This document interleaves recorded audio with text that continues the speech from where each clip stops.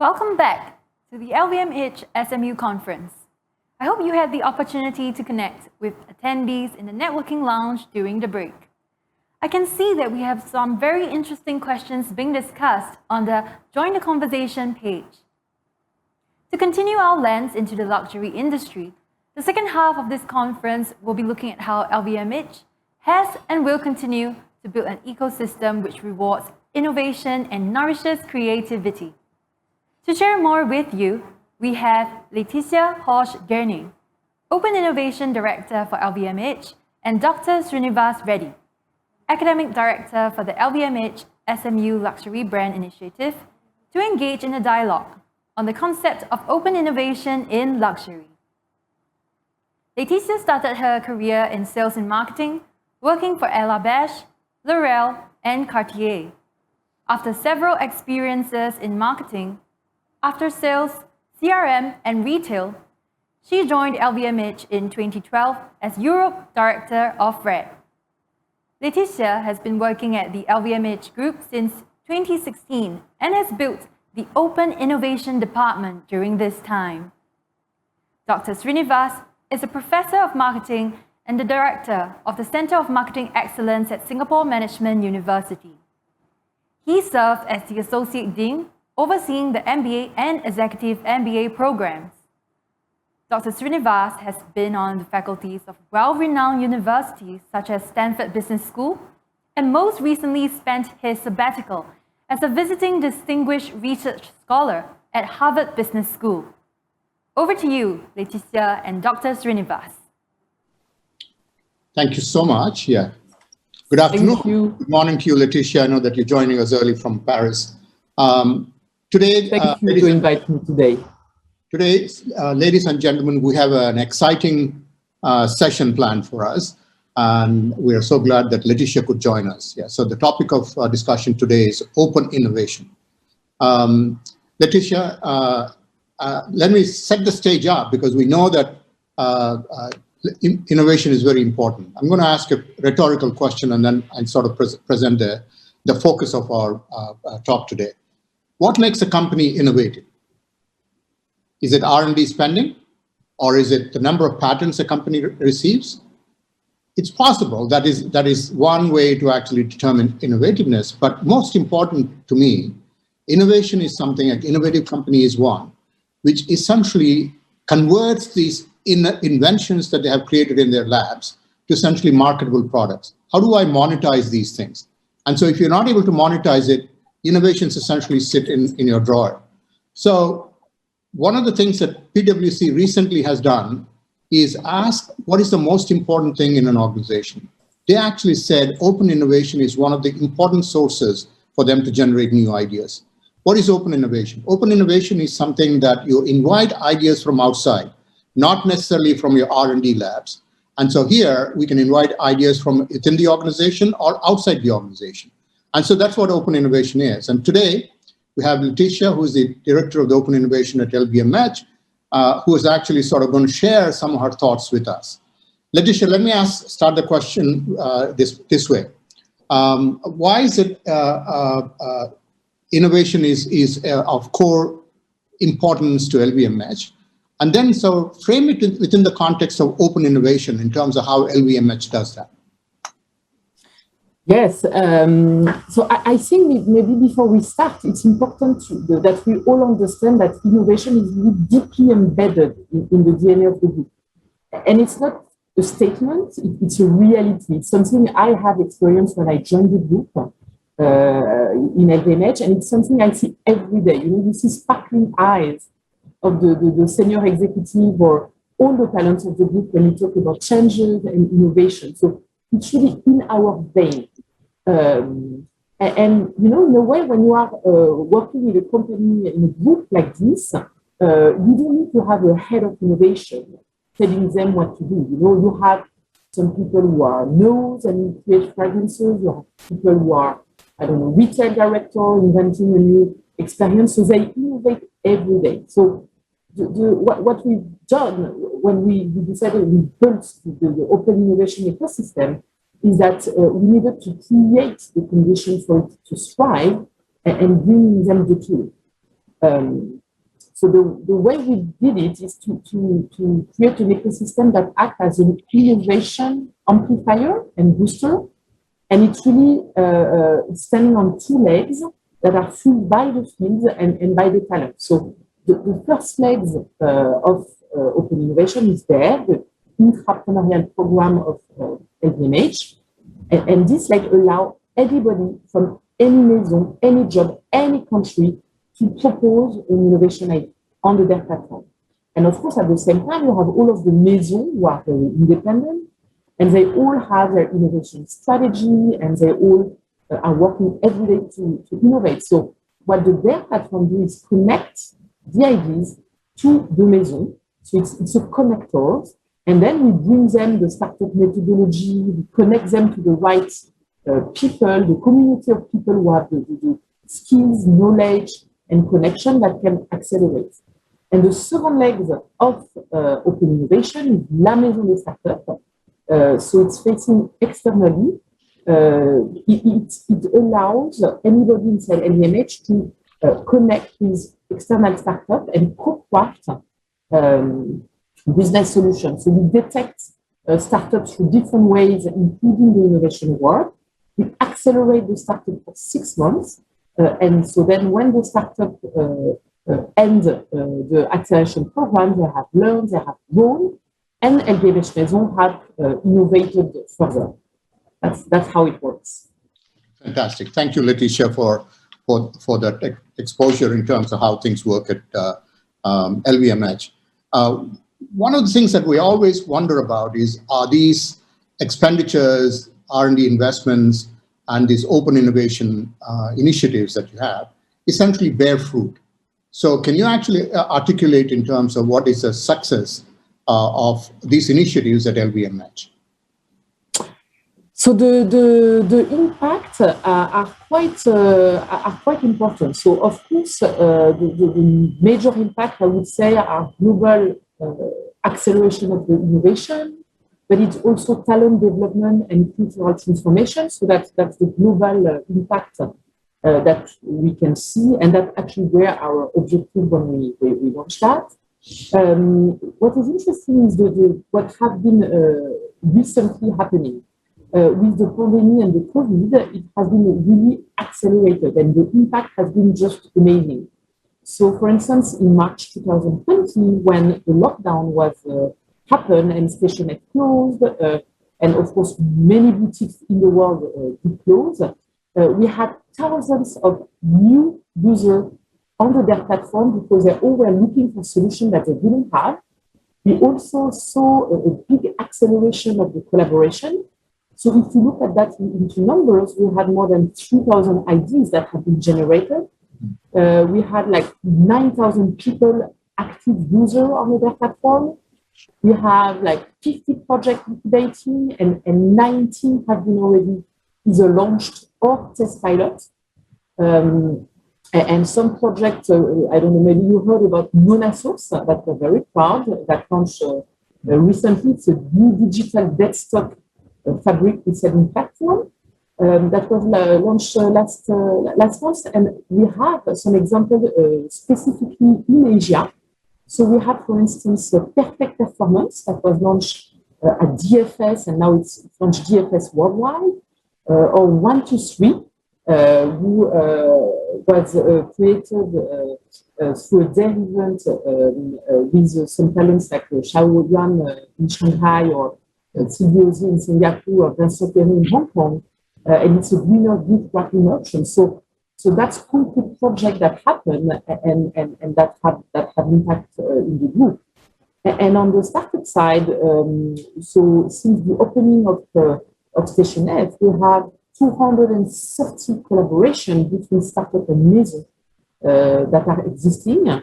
And we have a global example, but we also have example in the market. So maybe I can talk about Sephora. We had in Asia a collaboration with lipstick, so that gives customer an ability to enhance the gift experience through video messaging, for instance. Or we have another example that is a great example with the COVID, Of course, with the COVID, that many people, many salespeople were home because they couldn't sell in a boutique. And we had one startup called Replica. Replica allows anybody to become social seller. So through this dedicated app, Sephora provides its representatives the tools they need to be inspirational social seller. And it empowers sales associates. So it's the magic solution with the COVID. And that's example that markets did with our startup. So that's quite impressive. Very good. Yeah, thank you. Thank you, Laetitia. I want to push a little bit further. So because these are lessons that you have garnered over the years with open innovation at LVMH. So why do you think you were successful at LVMH with this open innovation sort of initiative? And so can we draw some lessons that others can follow, right? So based on you, can you actually tell me what actually made this initiative successful at LVMH? Yeah, I mean, I don't think I have any lesson to give because I need, and especially right now, we need to stay humble because rules are changing every day. So if I give a rule, probably tomorrow the rule won't work. So, but maybe what I can share is what I witnessed recently, and I think in terms of lessons, first of all, we can see that what makes the success of the LVMH ecosystem is probably the particularity, the uniqueness of the ecosystem. So the fact that the group is decentralized, very wide, so you have a large pool of talents, 150,000 people with a diversity of competence, allow it to be very inclusive and very desirable for talents. So, for instance, I don't know, a product manager from Dom Pérignon, he can go on Sephora on weekends and then have an idea and propose. So it allows everybody, and so the inclusivity, the possibility for everybody part of it, I think explain that. But talking about the lesson about also, I think the culture, I think it's a cultural change. So, and I think in a way, the biggest cultural hurdle is probably the adoption of customer. We are in a group where excellence is the main value for the group. So for people who are used to excellence, it's very difficult to be customer. It's difficult to have the right to fail. And I think what I've seen is that the people looking, success is contagious. So if talents can see example where the talents of the group use test and learn, and then make it work in an excellent way, then it helps the people to understand it can work. And that's actually everything we do through the incubation process. So I invite everybody, by the way, to look at different examples of, I don't know, many videos of example of their story. So yeah, that's what I want to say. And another thing that is interesting is how we embrace open innovation, how we embrace this. And the culture is something that is very interesting to take into account. And when I talk about culture, I talk about the country culture, I talk about the brand culture, and it's, depending on the culture, it doesn't always feel natural to propose an idea. So in order to be successful, I think, and I have seen great example in Asia with a team because we organize some events in Tokyo and in Shanghai. And when we organized this, the teams understood that they needed to prepare the team so that they feel empowered to do so. So they organized some workshops so that the talents feel empowered and said, okay, I can there and I can do it. And probably that's the big learning that I understand. Yeah, very good. Yeah.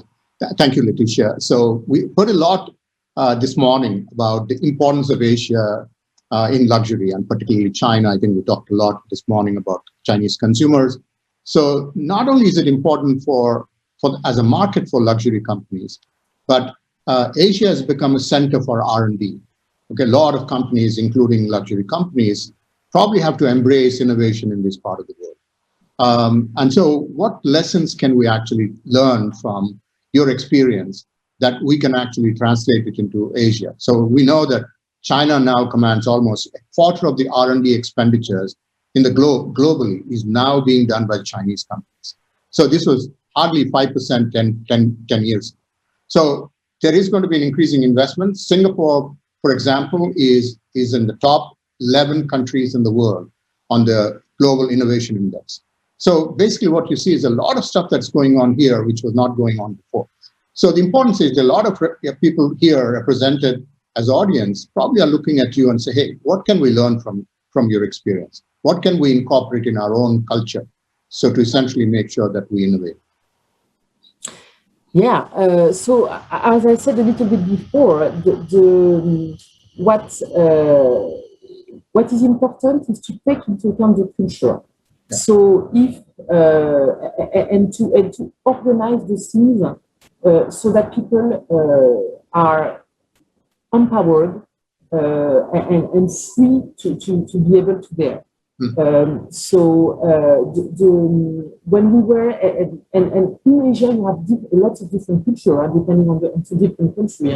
So what works in China or in Japan or in Korea is very different. So probably, and again from the experience we had, is to know the culture of the maison and the ways of working, and to give the freedom to the talents to dare.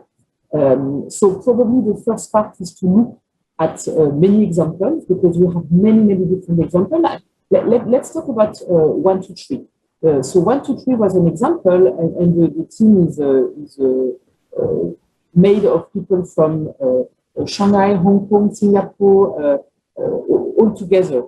They had an idea, and they all, because they were in the different maisons, navigated in the ecosystem of the maison, so it diffused. So probably having a multi-cultural project also helps a lot to be successful. And if it's something that is not yet existing in the different, in a specific country, then showing the videos, and I think there is a bibliothèque where you can see their platform and different videos. So look at them, share them. I think looking at examples, success is contagious, and so it helps understand how we can do it, probably. Okay, thank you, Leticia. One last question. I think as a theme of this conference is about the future. What I want to put you in a little bit tough place for you to sort of predict what will luxury industry look like in the future, particularly as it relates to innovation. Okay, so what's your prediction? Okay, I'm not very good at predicting, probably, and I don't want to predict, but probably, and maybe you'll smile, but I think the only thing that I'm really certain of is that nothing is certain. So the only thing we need to do is to be prepared as much as we can, because probably what will happen, we don't know. Now, when we look recently, of course, we really deep dive into a digital-only world with Zooms, Teams, everything digital.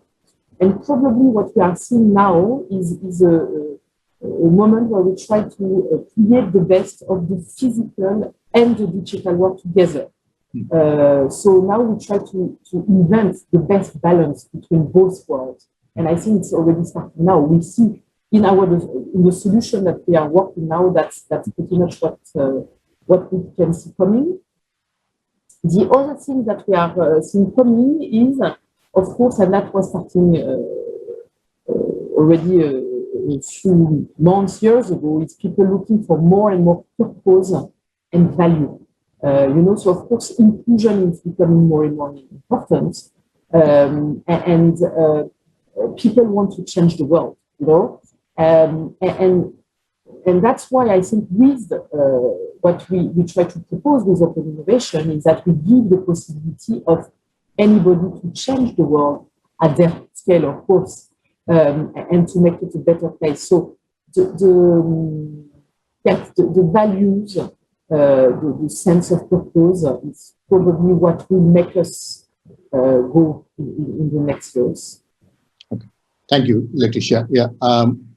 We have a question from the floor, and then we can take that, and then we can sort of summarize our discussion this afternoon. So maybe yes. Yeah. Sorry. So one of the questions that has come is, how do we teach innovation or build a culture of innovation in organizations? It's a great question. So I don't know if we actually can teach innovation. I mean, we can teach to people who want to innovate and who have that either in their brain, in their DNA, or who really have the wish to. I think it's more into building the culture of innovation. It's more into empowering. It's more into letting the people understand that it's a possibility.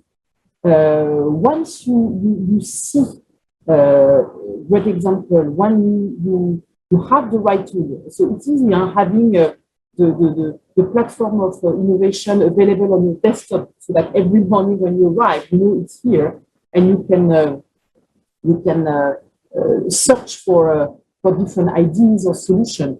So yeah, having it part of the daily life, make it probably what can work better, because you don't. It's not by getting the rules, by being just empowered, and that's my belief.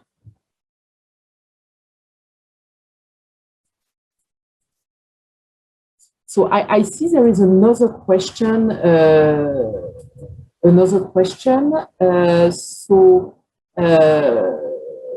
there any difference working with startups and established companies? What are pros and cons? Of course, there are differences, but there are also many things in common. So startups are, I would say, small company who wants to become big, and actually what we want to wish them is that they become big company. Probably at one point when they become established companies, they need to structure more, and it's true the culture can be a little bit different, so it can be difficult. But I would say the main similarities is the fact that people need to adapt and to be agile and to pivot when necessary. So if startups have that, then they can do it as a big company. I see many questions happening. What can stop this innovation from happening? It's a good question, this one. Probably too much process, probably too much reporting. So, I mean, when I look at the different examples of solutions that have emerged, the one that didn't go further, either because they were in front of too much process, too much reporting, too much. So that was really something, a hurdle, or it's also a matter of energy. If the person in charge of this project has the energy, whatever hurdle, it works. And probably what matters actually is more ideas. We can have thousands of ideas.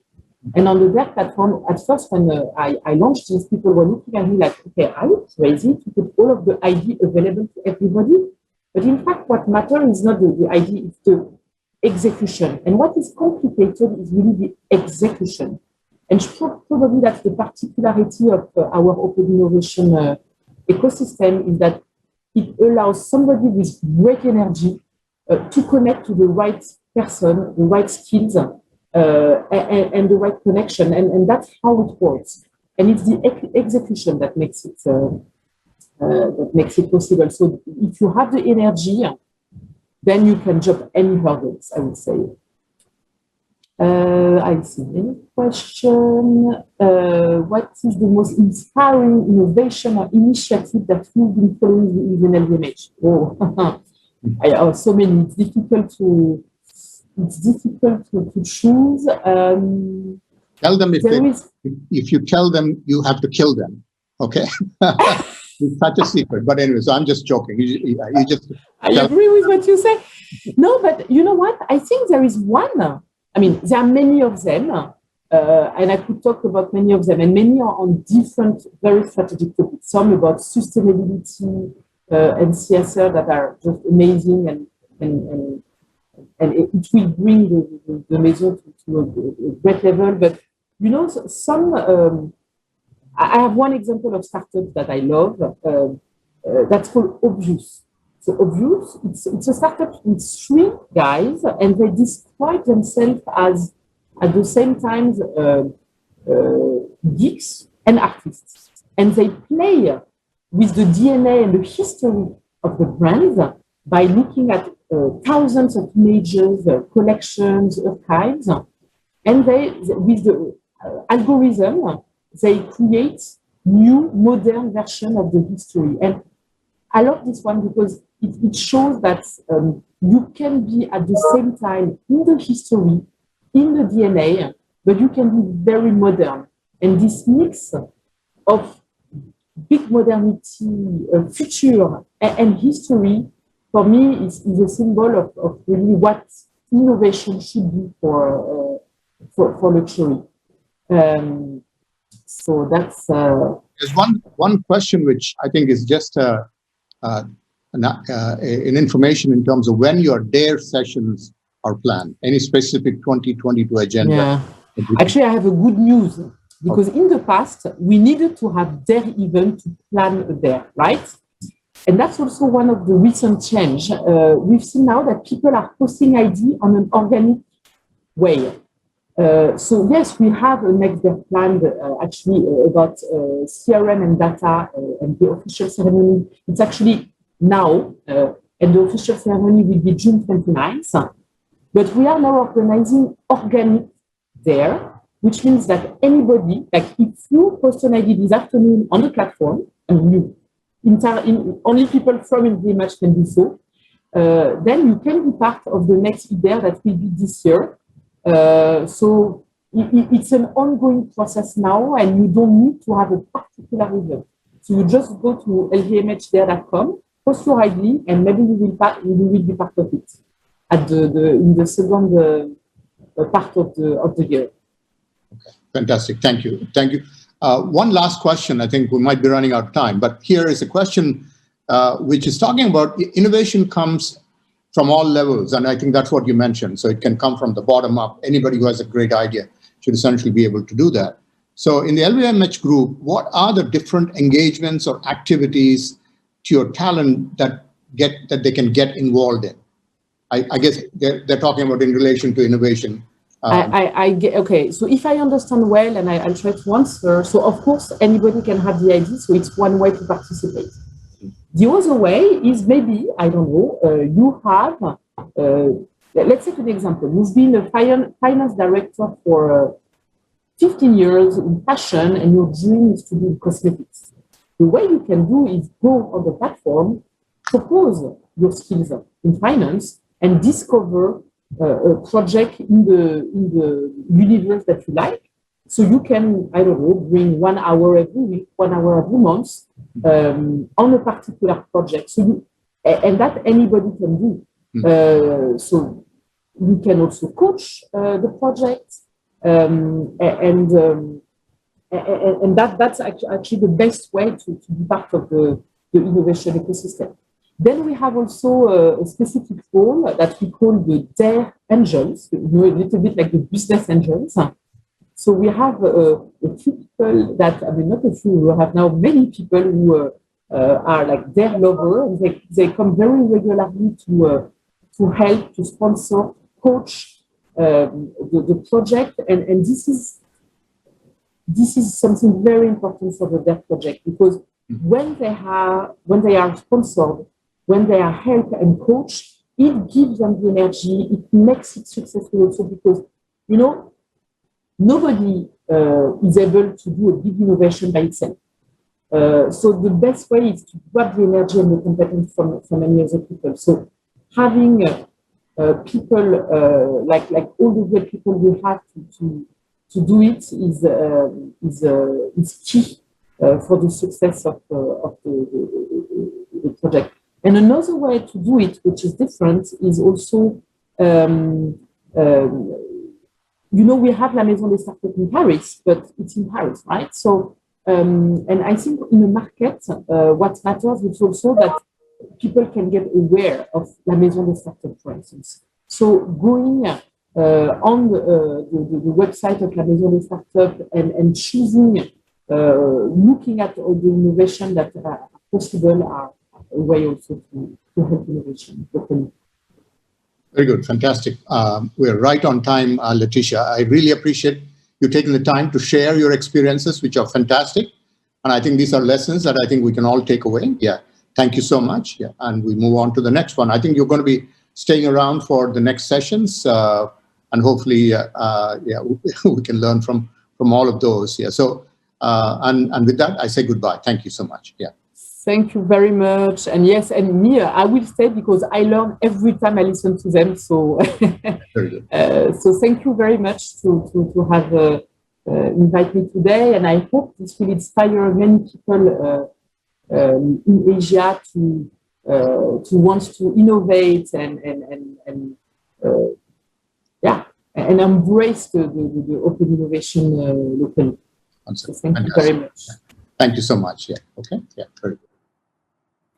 Thank you, Letitia and Dr. Srinivas, for the insightful sharing on open innovation culture and showing us how this is brought to life at LVMH. We will be hearing more about La Maison des Startups that was mentioned in this session later. Coming up is our next session, which focuses on the LVMH Retail Lab. We'll be right back.